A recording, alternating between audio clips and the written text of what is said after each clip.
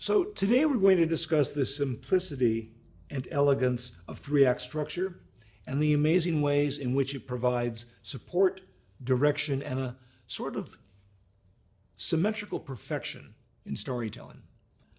That doesn't mean it's easy to master. It's something you will learn in this next hour and then probably spend a great deal of time afterwards mastering in your next few scripts. It's like chess. You can learn all the moves in an afternoon and then spending the rest of your life mastering it. But it's also quite versatile. And its rules, once you do master them, can be bent, molded, even broken to profound effect. The job of the storyteller in true narrative is to get the audience to relate emotionally to what was being dramatized. In other words, even to Aristotle, all storytelling was emotional. This is the deceptively simple diagram of a cinematic narrative.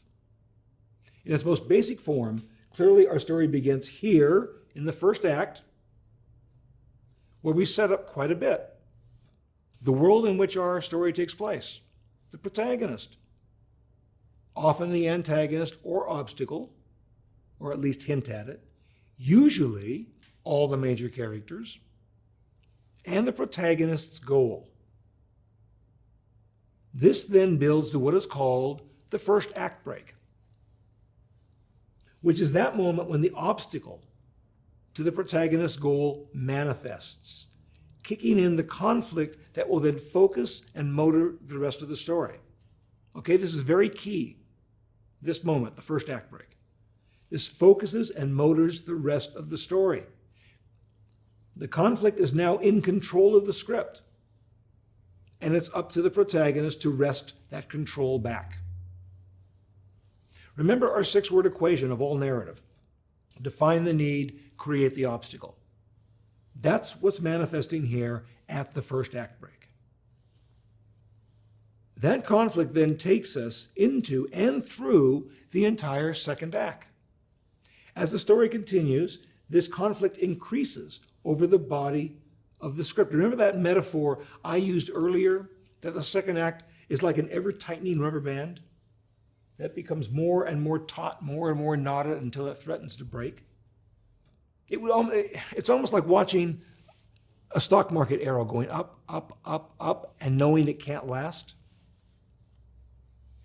Until we reach what is called the second act break. And this is that moment in the script. It's been called the all is lost moment. I call it the moment that demands resolution.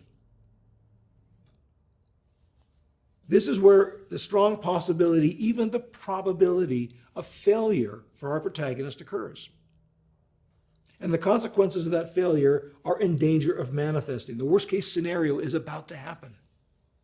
The rubber band is about to snap, which then propels us into the third act, when the conflict is resolved by the protagonist in a comedy or drama, or not necessarily resolved in a tragedy.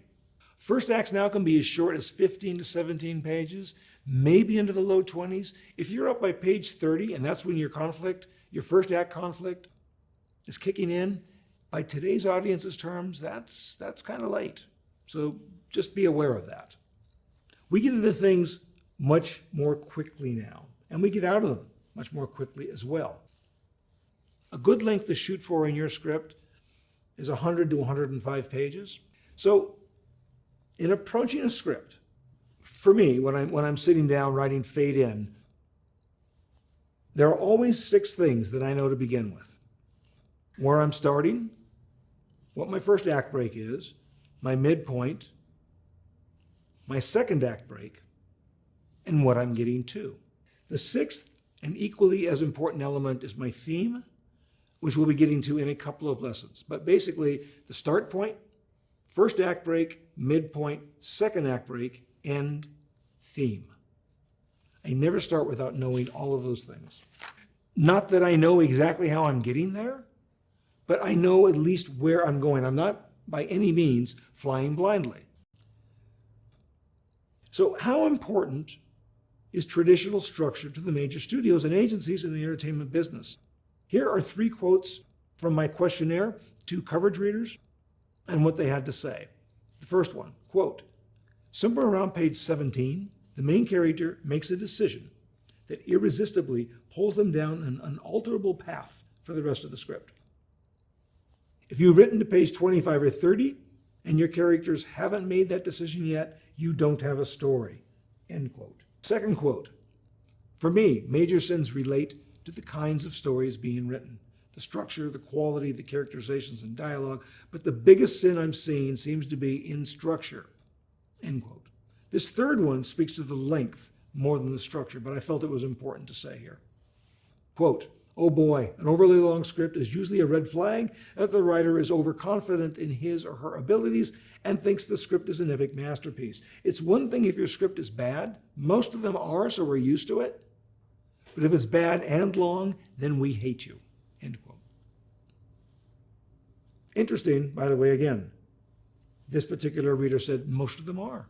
That's the default position they sit down with and come into reading your script with, that you must disabuse them of from page 1. So, a few other takeaways from these quotes. First, that the first act is the most important act. It's the most important real estate of your entire construction. The second takeaway of these quotes, and even more important than the first, is the first 10 pages. You still want to grab them. Remember that this is an industry where no one wants to read your script. They don't have to. You have to make them. Don't give them a reason to stop. I specifically asked these people, how many pages into a script do you usually have a good idea if it will hold interest or not? And here were some of the answers. Quote, the rule of thumb is 5 to 10, but it can vary. But the truth is, a script needs to please far more than readers. For those movers or shakers who can make or break a project, you really like to avoid boring them to death in the first 10 pages because for someone reading 10 scripts in a weekend, those 10 pages of yours might be all they read. Ergo, above all else, hone those first 10 pages to make them as great as possible to make sure they keep reading.